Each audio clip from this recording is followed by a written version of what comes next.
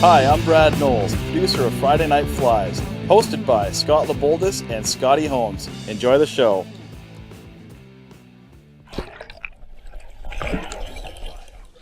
Hi, Ethan. What do you got for us tonight there, buddy? Okay, so I have got a double beaded golden stonefly for you today. Scott brought me in a winter stonefly to sort of, I guess, practice on or inspire. Yeah. I gotta admit, this fly has been my goal to tie since I've started, because it's a great all-around fly. For the most part of the season, you can fish it, and you're most likely guaranteed fish. It's also, the reason I'm tying double beaded is because it helps weigh it down a little bit more. Yeah, and for this area, we've got golden stones. Trying to think what else there is to this fly. You gave it a really good description. If you guys look on his video underneath in the description, he put poured his heart and soul into it. So yeah, read the description, and I mean, it was so in depth that you forgot the entire thing. Yeah, but that's okay. So let's get to tying this thing. We'll go down there. Maybe before you take it out of the vise there, let's maybe you can talk a little bit about the characteristics that we're looking for. Okay. When we're tying a golden stonefly. Sounds good. Are we down there? Yeah, we're there now. Okay. So, with a stonefly, they usually have a shorter tail but spread out. They got usually 6 arms. 6 arms? 6 legs, yeah. 6 legs. But I only put 4. It's not a huge difference, in my opinion. Well, this guy's going to be that much slower than the other ones, right? So it'll be a little easier for them to catch. Is that right? I've got golden stone dubbing. So there is sort of like a special type of dubbing. It's a little bit more softer, almost like seal dubbing. I'm tying it with copper eyes today, but with this one I have gold eyes, and in my description I said gold. It's up to you, copper and gold, close to the same thing. I'm using turkey quill for my back wings. I just want to tell you this quickly, I'm probably going to say it again. Scott and Brad and the other Scott and Zach, they all use super glue or fly head cement to keep their sort of wing casings together, but I'm using just some Scotch tape, clear Scotch tape. Yeah, if you just hold it right up to the fly so that the fly there is in focus, right? So right up tight to it, there you go. Scotch tape is in the house. It's just... Oh. Let's get to tying that fly, buddy. Okay, so... So what are you starting out there? What hook you got there? I've got a size 8 Daiichi curved hook. It's it's designed for nymphs, stimulators. It's a good all-around hook. You don't want to go any more than size 8. It just sort of starts to get a little bit too small for a stonefly, maybe a size 10, but that's really the smallest you want to go. I'd suggest tying in a size 6, size 8. Most common type of stonefly. You do see a little bit larger stoneflies out here in the west, but for the most part you're going to see around this size. So I'm going to start off with, I got 2 copper beads. I got a size 7/64 copper bead in the front and for the head, and I've got a size 1/8 cyclops bead in the back. It just sort of helps it, when you're tying, your dubbing's not going to get and hide this bead. In my last fly I was using the same size, just a little trick. So I'm just going to lay some copper, or not copper, lead wire down, and it's just going to help me with my spacing. So basically, depending on where you want your spacing to be for the beads, it's how much you want to wrap. So that's pretty much what you want right there. Also helps you get that sucker down nice and deep, Yep. fairly quick. And I've just donated a pair of old scissors to cutting this stuff. Makes it a little bit easier, quicker. Bend those guys down and push her in. Right, so that's good. And then I've got my tan Superfly 6/0 thread. This is a good thread for golden stones just because it blends in nice and well. Just gonna put a nice little backing on there.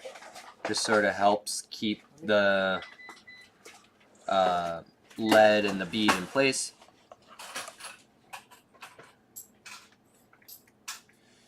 Okay. Just gonna build that backing up a little bit more. Now, this is a good all-around fly, like I said, for this area, for many areas, should I say, especially here in the West Coast. There's a lot of stoneflies. You can usually see them each time you go out if you keep your eyes open. So I'm going to take the thread all the way to the back, and I'm going to take some of my stone gold dubbing. Right, so like I said, it's sort of like seal dubbing. It's a little bit softer rather than, let's take for example, diamond dub. It's a little bit softer, a little bit easier to put on your thread. Packs in a little bit well, it's not as stringy. And I'm just going to put a little bit on there just to sort of build a little ball up in the back, and that's just going to help separate the goose biots or the tail, because if you look at basically any stonefly, they've got fairly wide tails, and that's just going to help with that. So there it is. And now I'm just going to take my brown or black, I've got brown, goose biots, and all I'm doing is I'm just sort of spreading them apart. There we go. And trim that little tag piece off the end. Now stoneflies, they don't have long tail like their antenna. They got sort of like a shorter tail. So I'm just gonna do my side first. Again, we've probably shown you this. I'm gonna take where the curvature goes, and the curve is going wherever the curve is going. I want it to be going out. So let's see.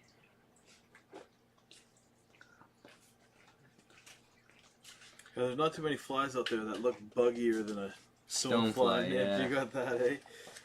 I mean, a lot of people are drawn to them for sure, just for that reason.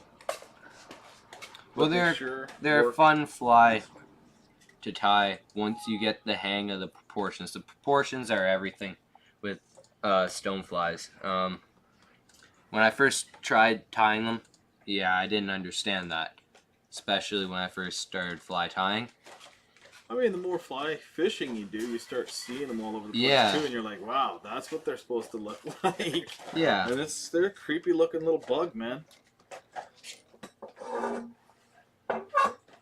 They're like a cross between like a, what are they, earwig and... yeah, that's almost... and like an ant or something, you know? Exactly what they're like. There we go. Gonna cut off that tag end piece.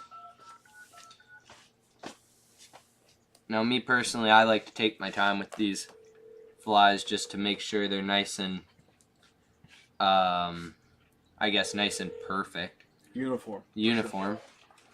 Just because I like to see that the proportions are right and everything.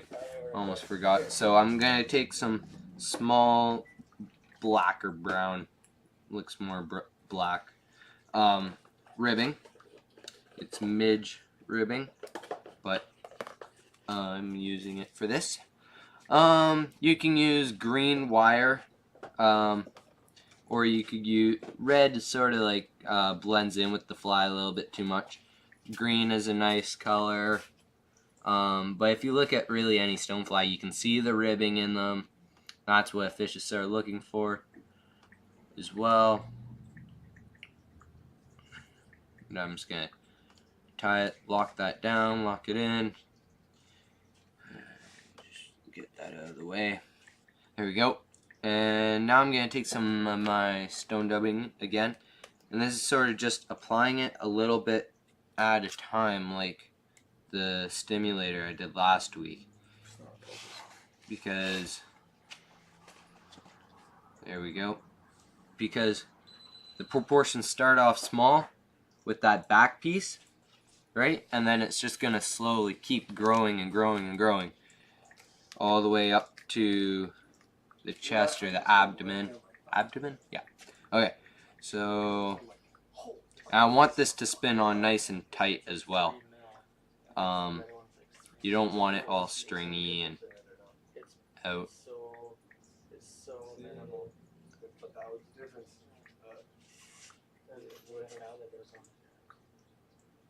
And you're going to notice when you're tying these, it sort of leaps from small to really big, it feels like.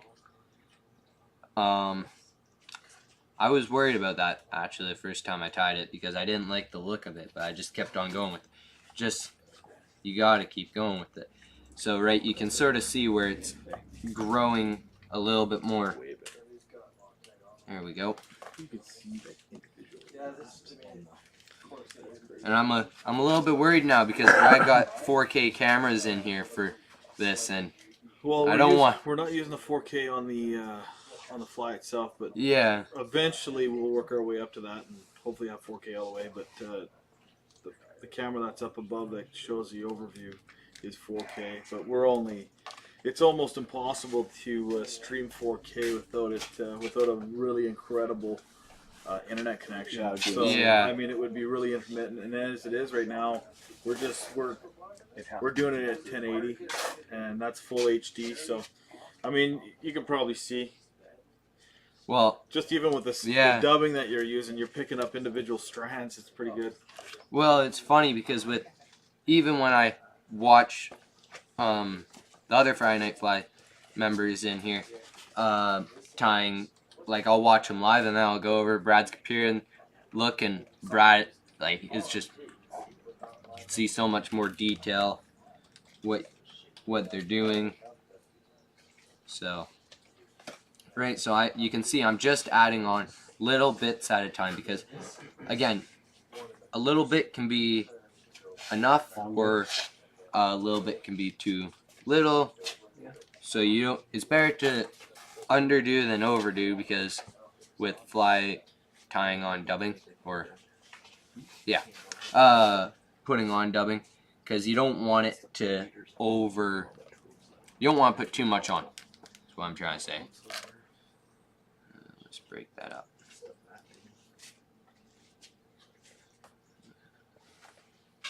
So this is a fun fly. That's all I really gotta say. It's a fun fly. Right. So now I find usually doing the abdomen takes a little bit longer because you just have to keep on adding on a little bit more. It takes a little bit of time, but it's worth it. Trust me. Yeah, the more you do them, the faster you get at it too, right? Exactly.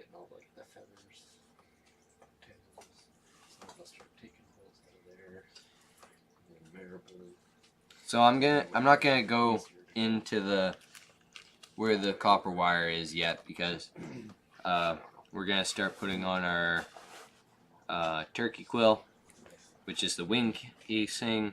You get your rib in there too. And my rib, and I find that really makes the fly pop. When I first tried these, I didn't know about that Scotch tape trick, and it was just really bugging me, but now it's a little bit easier that I know that trick. The bug was bugging you? Yeah, bug was bugging me. Okay, there we go. So now you can see sort of the gradual transition from small to big. So I'm just going to take my rib. I'm just going to counter wrap it again. Helps lock everything in place. Explain this in probably half my videos. As I want sort of nice uniform wraps.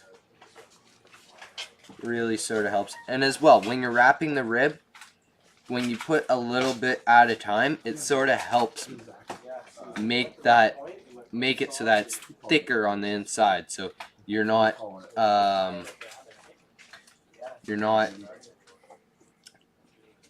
wrapping down the dubbing and then coming out with it being the same size as the stuff you put on the tail. So I'm just locking that down.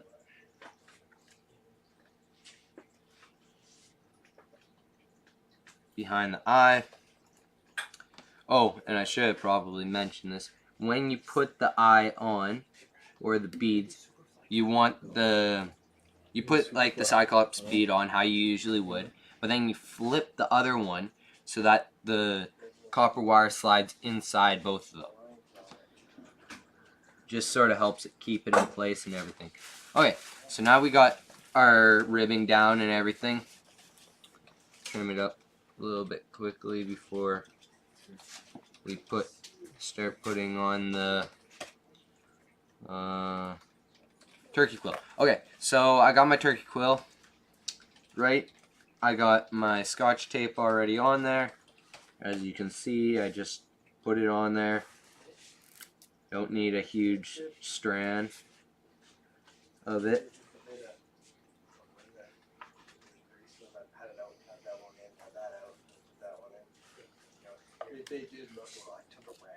There we go.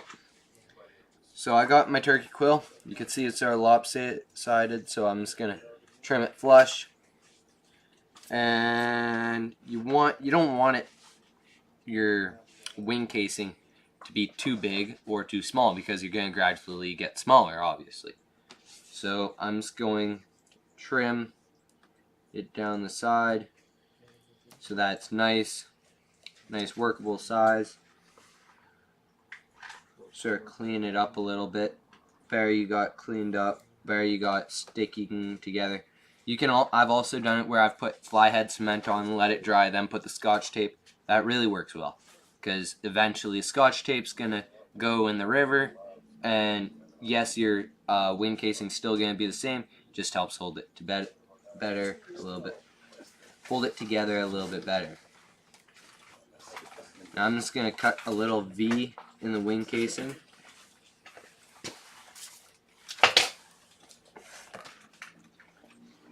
And there you go, right?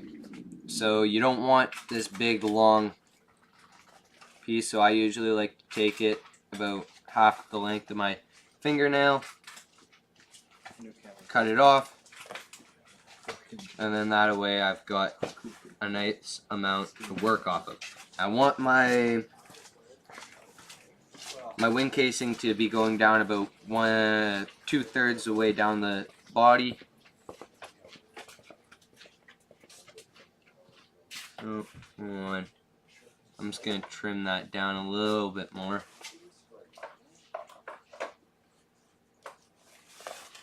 But you don't want to trim it too much so that you don't have anywhere to grab onto. Just going to hold that with the back. Make some nice wraps. Here we go. So you can see we got our first wing casing on. Now I'm going to take the goose buyouts again, because this is the first set of legs.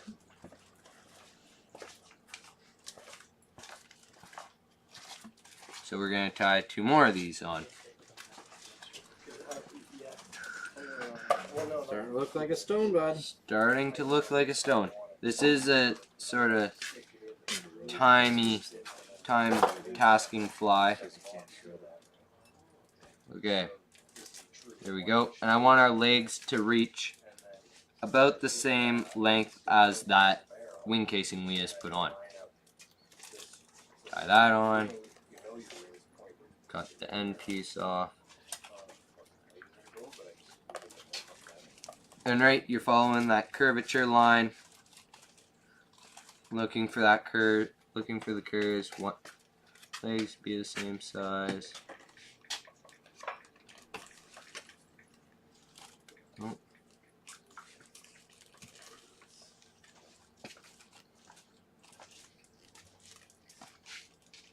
There we go. So now we got our first set of legs. Sort of see it starting to look like a stonefly if you've ever seen one out there, or if you're Bring your just. little sample with you. Yeah, I did it to my jacket pocket. Nice. If we want to show it. Before and after. Yeah. Okay, so now I'm gonna grab some more of my dubbing, and I'm gonna build a little bit more of a ball up again, and this is gonna help raise the next set of wing casings. Sorry, stumbling over my words. Long day. Last day today before spring break. All happy.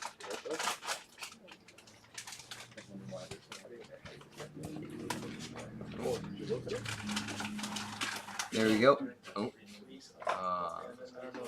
It's not liking me.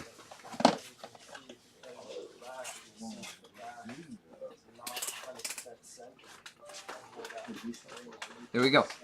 So now I'm going to take my goose buyouts again and another piece off, except it's going to be slightly smaller.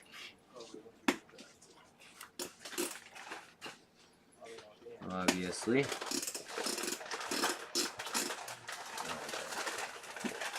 We got Scotty Holmes today in here tying. Or are you tying today, Scott? I'm tying a pink salmon fly. Okay, so Scott's tying a pink salmon fly. That's pink salmon fly. Well,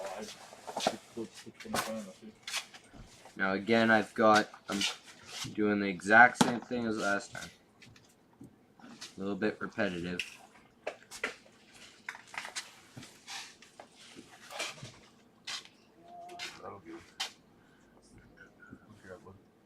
Okay, there we go. So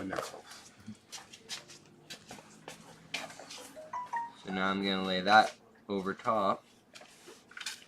Tie that one in.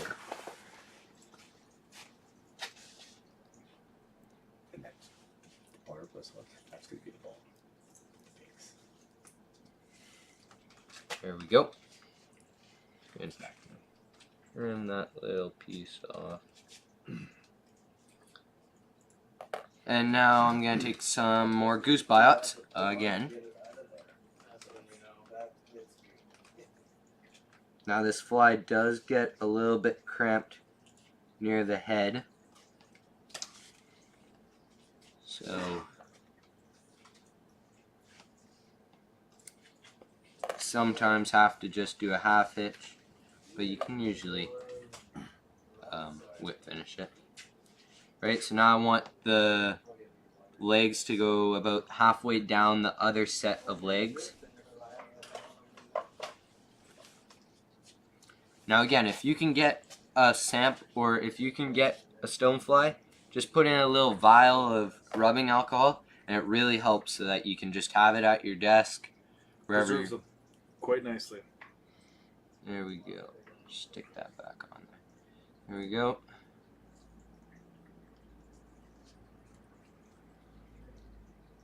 And it just really helps you with the proportions. Proportions are everything. Wing casing can be a little bit goofy on these flies, but I've seen them made without the V. I've seen them made with the V. Doesn't really matter. Okay, so now I'm going to take some more of my dubbing. Wrap a little bit of a ball on.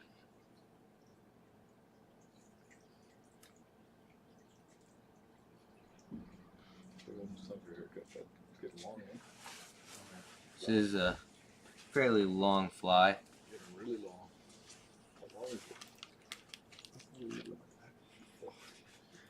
Okay. There we go. So now take the turkey quill again. If we want to add 3 wings, which we are, a little bit nicer.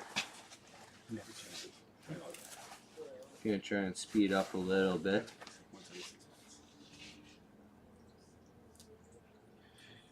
Okay. I grew my hair, so I didn't have to get haircuts. There we go. That was cheap. It's really starting to look good now. Yeah. There you go. It does take some time. We need that rotary vise. Would be nice to have the rotary vise like what Brad was saying. Okay, there we go. That's a good advice that they're saying. The mongoose is nice. I was looking at it. Actually, I can't think of why I was looking at prices yesterday, but I bought it. Oh, I bought the big fly tire and they had an article about all the vices, about $200. Mongoose has got really good reviews. Here we go. I'm just gonna tie this in. And on top of this bead, I'll usually have like a little pocket knife or whatever with me. And I'll trim. And I'll just take and I'll cut, make a slice or a little slice. But this Scotch tape is clear, so I'm just gonna cut off the quills. There we go. Okay. So now we're pretty much done. I'm just gonna take my goose buyouts again. And and this time we want them longer because they're the abdomen, they're not the tail.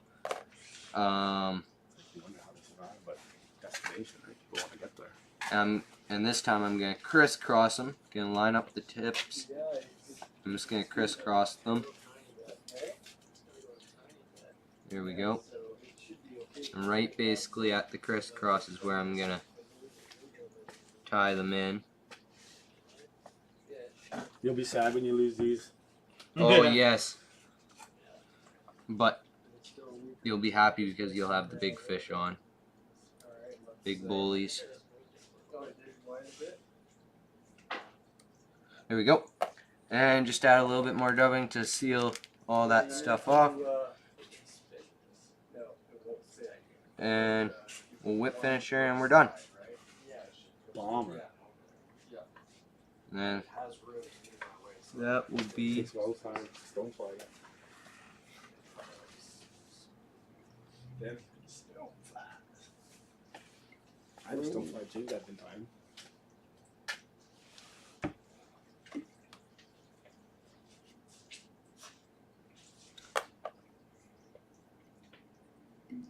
and there we go. Wow, that's beautiful, man. You know have what your gotta do is Stonefly. take that, take it out of the vise and hold it right in the same area it is, and show us the back.